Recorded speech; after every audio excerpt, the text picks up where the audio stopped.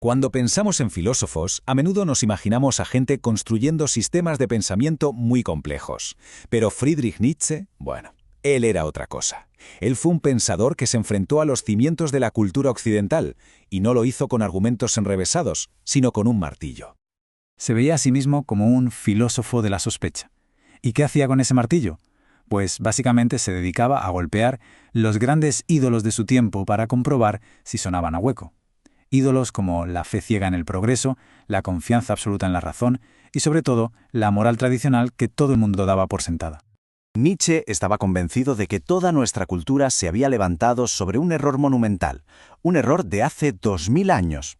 Así que lo que vamos a hacer es seguirle la pista. Vamos a analizar su diagnóstico de esta, digamos, enfermedad cultural y luego veremos la cura tan radical que propuso. Vamos a empezar por su principio fundamental.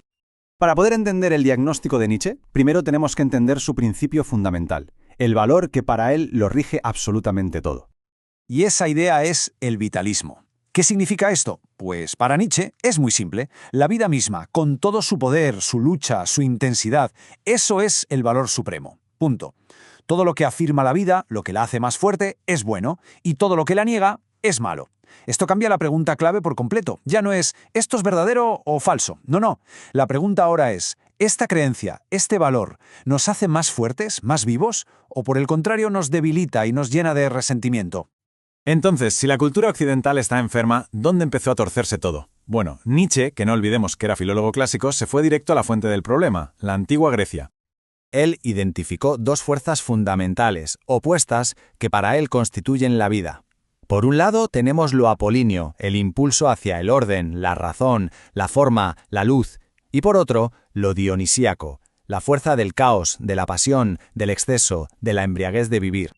Los antiguos griegos, en sus tragedias, entendían que la vida era precisamente una tensión inseparable entre estas dos fuerzas. Pero aquí, según Nietzsche, es donde todo cambió. Filósofos como Sócrates y Platón cometieron lo que él consideraba un error fatal. Empezaron a desconfiar de lo dionisíaco, a tenerle miedo. Le dieron la primacía absoluta a la razón y despreciaron el cuerpo, los instintos y las pasiones como si fueran algo inferior. Y este error inicial, esta negación de una parte fundamental de la vida, se extendió como un virus, infectando los pilares de la civilización occidental durante los siguientes 2000 milenios. Nietzsche vio una línea directa, clarísima. Primero, Platón se inventa un mundo de las ideas, supuestamente más real que el mundo que podemos tocar. Luego, el cristianismo lleva esto al extremo, calificando nuestra vida terrenal como un simple trámite hacia el paraíso, y reprimiendo los impulsos vitales. Y finalmente, la ciencia positivista de su época intentó encerrar la caótica realidad en leyes fijas y universales, ignorando de nuevo su naturaleza dionisíaca. El problema de fondo en realidad es el lenguaje. Los conceptos, como árbol o humano, nos hacen olvidar las diferencias individuales y nos dan una imagen falsa, estática de un mundo que está en constante cambio. Creer que esos conceptos son la verdad, ese es el gran error. El síntoma más dramático de esta enfermedad cultural se manifiesta para Nietzsche en la moral. Aquí es donde, según él, se produjo una inversión total y absoluta de los valores. Originalmente, nos dice, existía una moral de señores. Era la moral de los nobles, de los fuertes. Para ellos, bueno era simplemente una afirmación de su propia excelencia, la fuerza, el orgullo, la salud, el poder. Y malo, pues todo lo contrario, lo débil, lo vulgar, lo impotente. Pero entonces llegó lo que él llamó la rebelión de los esclavos en la moral. Los débiles y oprimidos, por puro resentimiento hacia los fuertes, le dieron la vuelta a estos valores. Llamaron malo a todo lo que eran los señores, la fuerza, el orgullo, y bueno a sus propias cualidades, las de la debilidad, la humildad, la compasión, la piedad. Y el cristianismo, para él, fue el gran vehículo de esta inversión.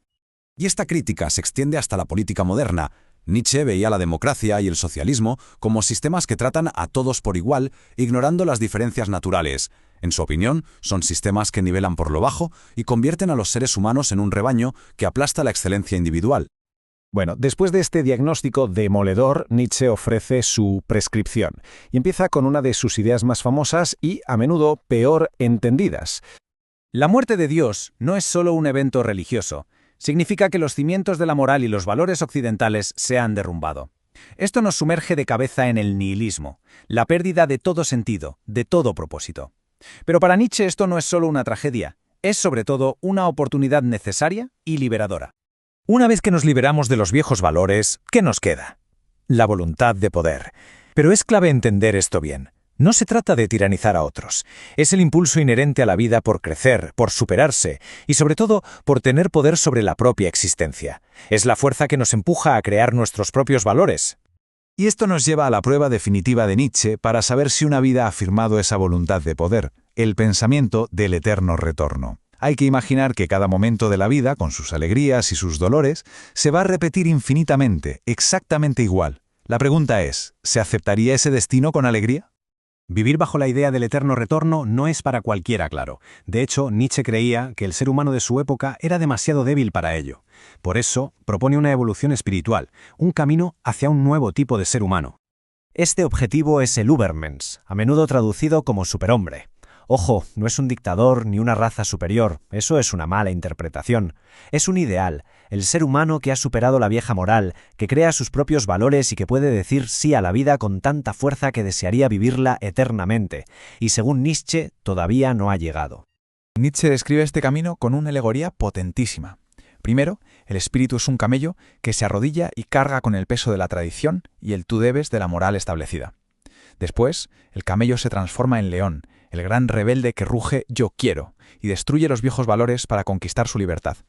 Pero claro, destruir no es suficiente. Para crear nuevos valores hace falta una última transformación. El león debe convertirse en un niño. El niño es inocencia, es olvido, un nuevo comienzo. Ve la vida como un juego, no como un deber. Es el santo decir sí, la afirmación pura de la existencia, capaz de crear su propio mundo. Y esta es la pregunta que Nietzsche nos deja flotando en el aire. Después de 2000 milenios de una cultura que, según él, ha negado la vida, ¿en qué punto de esta transformación nos encontramos como sociedad? ¿Seguimos siendo camellos, cargando con viejos deberes? ¿Somos leones, en plena rebelión destructiva? ¿O estamos, por fin, listos para jugar y crear como niños?